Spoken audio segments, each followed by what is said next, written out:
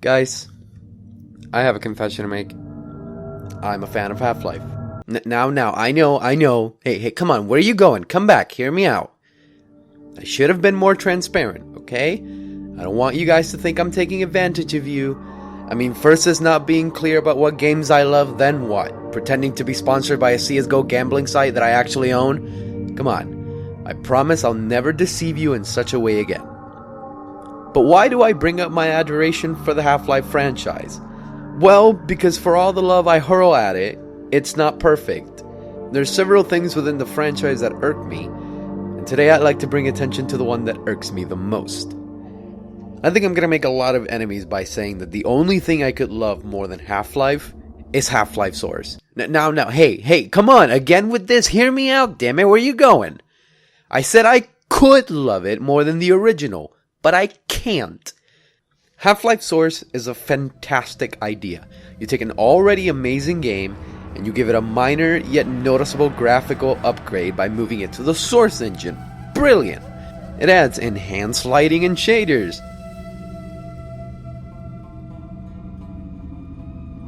Particle effects for blood and explosions, where you previously only had low-resolution sprites.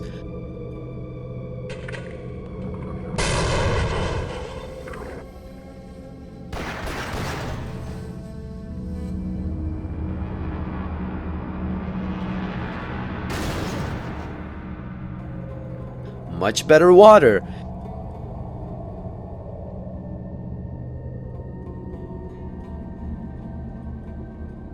And ragdoll physics.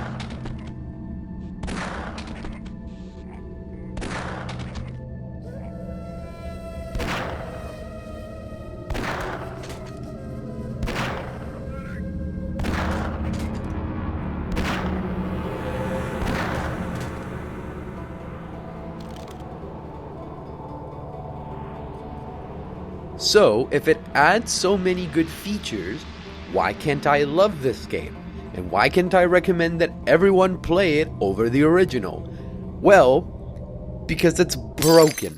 It's very, very broken. Allow me to explain. Half-Life Source was originally released on June 1st, 2004, even before Half-Life 2 or Counter-Strike Source were available. It was basically what I described, Half-Life 1.5-ish, with the graphics and physics improvement. Even at the time of its release, 12 years ago, it made a negative reception from fans because they expected a complete overhaul of the game. Yet what they met was the exact same level of model geometry, which was starting to show its age, but shiny. No, literally, shiny. As time went on, the Source engine matured, and many games that utilized it were updated. However, much to the community's frustration, updating Source engine games meant that sometimes things would break. Sometimes they'd break catastrophically. Valve would eventually come around and pick up after the mess the update left behind, but not always. Sometimes things would be left broken. And, well, it makes sense as to why Half-Life Source in particular would be abandoned. Since its initial release, it had always been generally dismissed and disregarded by consumers, happy to settle for the 1998 original, which meant that Valve could safely push fixing it down in their list of priorities, and we all know how Valve time works. And thus we can move on to the proverbial meat and potatoes of this discussion, assessing the current state of disrepair of Half-Life Source as of the making of this video. Before I commence listing off the issues I encountered, some brief information. My playthrough was done on a beta build of Half-Life Source using Source Engine 24, specifically build 2422905. It was played on a PC using Windows 10 and a GeForce GTX 680, running the driver version 365.19 by NVIDIA, which was released on May 12th of 2016. I'd like to split this list of glitches and errors into two categories. Bugs that are map specific, so they always appear on that certain map and only there, and general bugs that are present throughout the entire playthrough.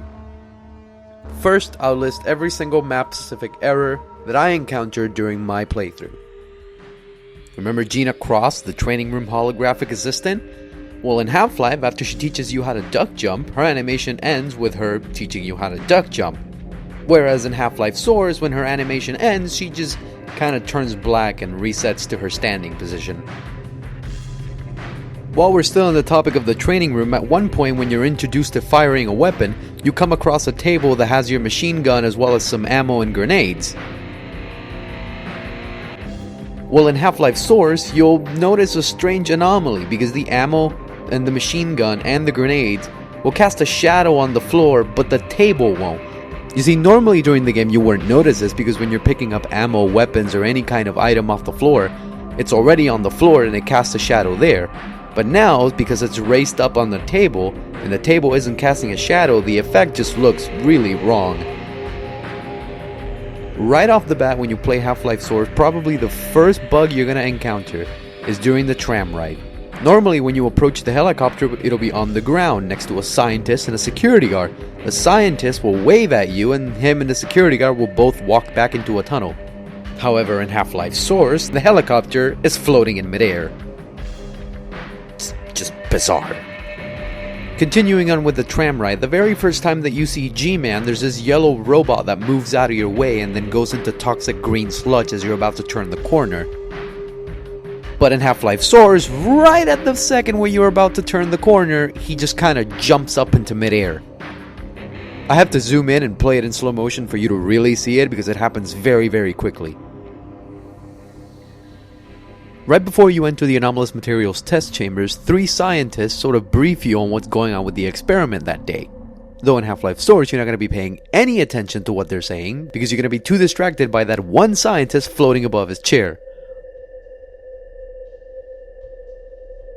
As you're walking down a corridor, you see a scientist kill a headcrab by crushing it with a cabinet, only to get eaten by another headcrab.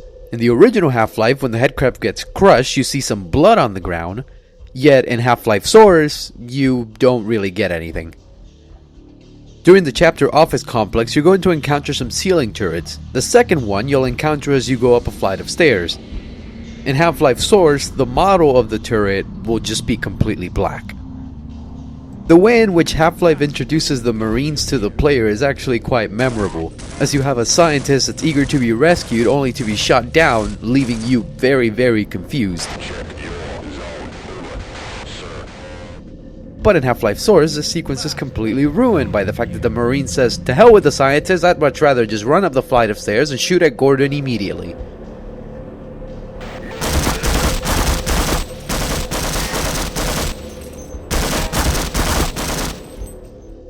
One of the scenes that you'll encounter in the main menu of Half-Life Source is the scene where Barney starts shouting at a tentacle, and then the tentacle comes up and crushes him. However, as you can see here, Barney's kinda invincible. Also, while we're on the subject of the main menu, the actual Half-Life logo shows up about 50% of the time. The sequence upon which this main menu scene is modeled after is the one in which the security guard runs after the tentacle shouting, "Hey! Hey, over here!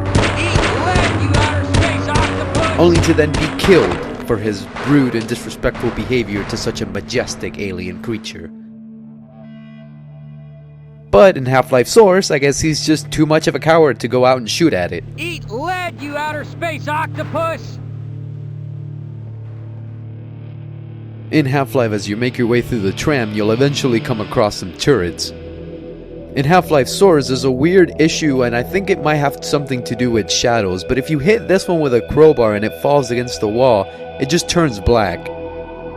So after Gordon fights off the Spec Op agents, or as myself as the rest of the Half-Life community call them, ninjas, he has a nice playdate with the Marines. Oh, excuse me for a second.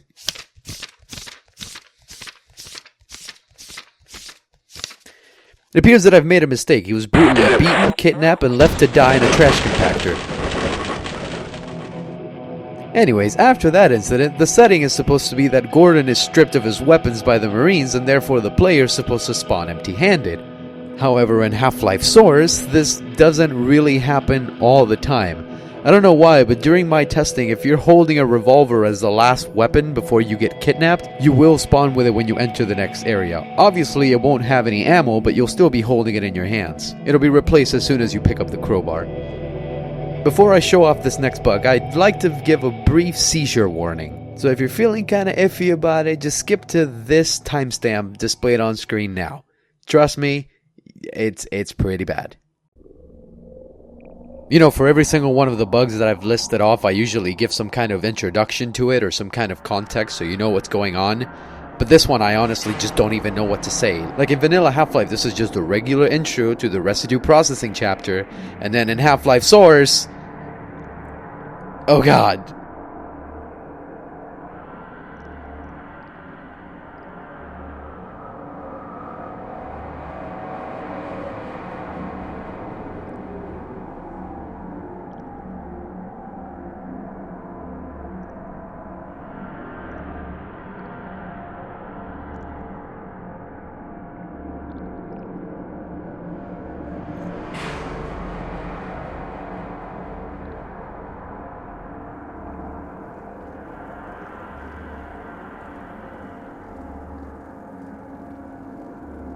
Now in Half-Life, right before you get the tar cannon, the game cleverly teaches you how not to... Man,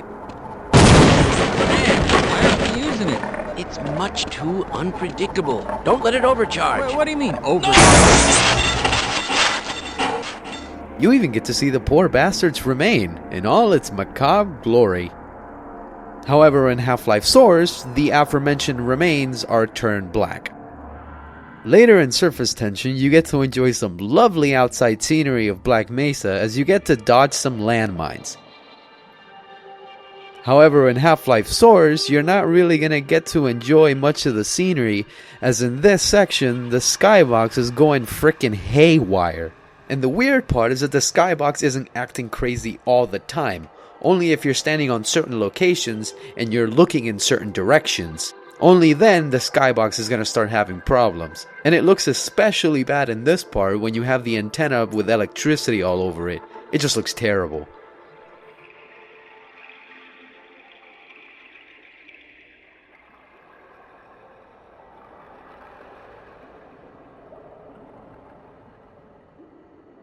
And now, to wrap up this list of map-specific issues, we have the Gonarch. It makes for an intense boss fight in Half-Life. It gives birth to countless baby headcrabs, which are more than happy to make you pay for what you did to their older siblings. Throws balls of a questionable looking white chemical that damages you and leaves a white stain on contact with the floor. And it charges at you, hitting you with its legs for massive damage. This giant, screeching, quadruped testicle is a force to be reckoned with, which is why it's so sad to see that in Half-Life Source, it's such a wimp! Seriously, the damn thing never makes an effort to chase after you. All it does is throw balls of spunk at you that are easy to dodge. On top of that, it barely spawns any baby headcrabs, which are pretty much harmless unless you get very close to them. Hell, they'll even run away sometimes. And to make everything worse, spawning baby headcrabs or throwing balls of spunk will leave a huge, ugly-looking black square on the floor at the point of impact. This huge boss has been reduced to a pathetic sissy. Now let's move on to the general bugs, the issues that are going to be there in your entire playthrough. Whenever you move, and especially every single time you jump in Half-Life Source, there's this kind of very high-pitched ringing noise that plays along with the sound effect.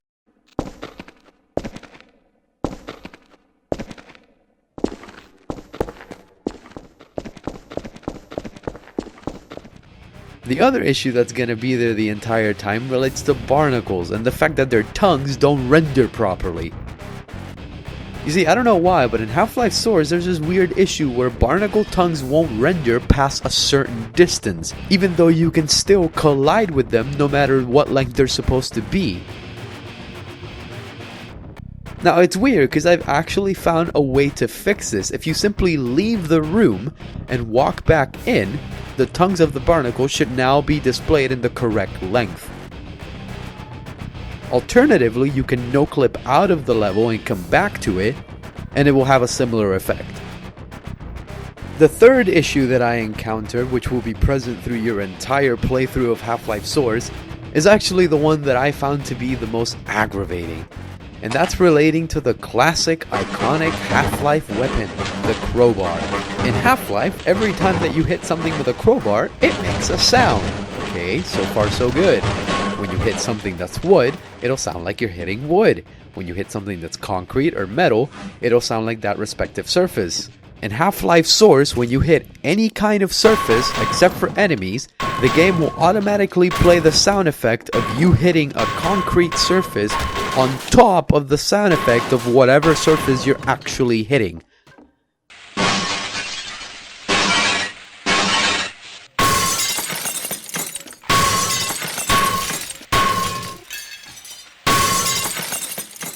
That brings an end to all the errors that I could personally find throughout my playthrough of Half-Life Source. To further illustrate my point of just how much Half-Life Source started breaking down over years and years and several iterations of Source Engine updates, I actually managed to find a much earlier version of the game that was running on Source Engine 7, specifically build 2707. From what I could find, this is a build of the game from about 2011.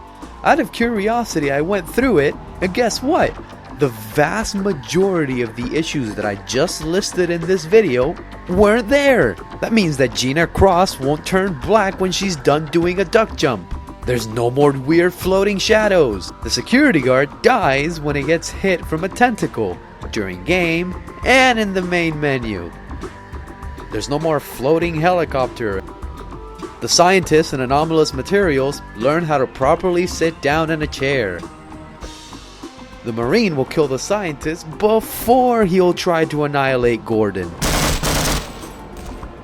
You'll properly be empty-handed when you wake up in a trash compactor after being beaten by soldiers. You can go through residue processing without needing to get your eyes checked afterwards.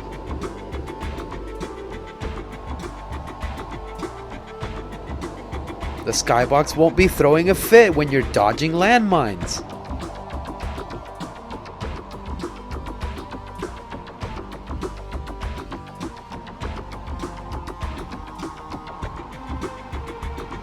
The Gonarch is actually a threat now.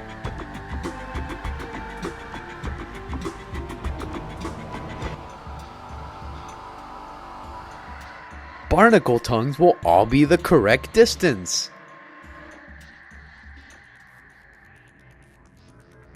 And most important of all, your ears won't be bleeding every time you use a crowbar.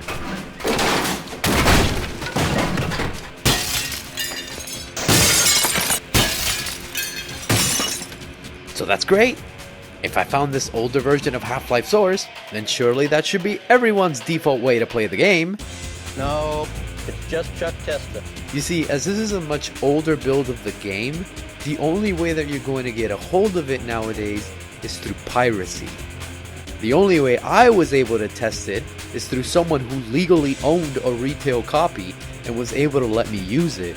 I cannot and will not condone pirating this game, much less encourage it, especially since it's a game I really like.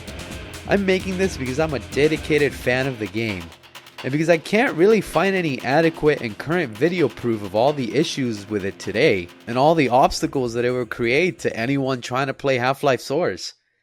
I think the most prominent person that I've ever seen draw attention to all the issues with Half-Life Source was Ross Scott in the end credits to his final episode of Freeman's Mind. But those issues were related to specifically demo recording and didn't show the complete nightmare that is trying to play the game today. That and the fact that the series started in 2007 and it ended in 2014, so there's a gap in which Source updates could have done much further damage. In the current state that it's in, I simply cannot recommend that you purchase Half-Life Source, much less that you use it as your first experience of Half-Life. However, I do recommend that anyone who owns this game and has it gathering dust on their Steam library to give it a try, and report any kind of anomalies you manage to find. I'll leave a link where anyone who wants to take up this challenge can post whatever they find and discuss it with other people. I hope that after watching this video more people become aware of the state of disrepair that this game has managed to find itself in. But most of all, I hope that one day this video is outdated and obsolete. Thank you for watching.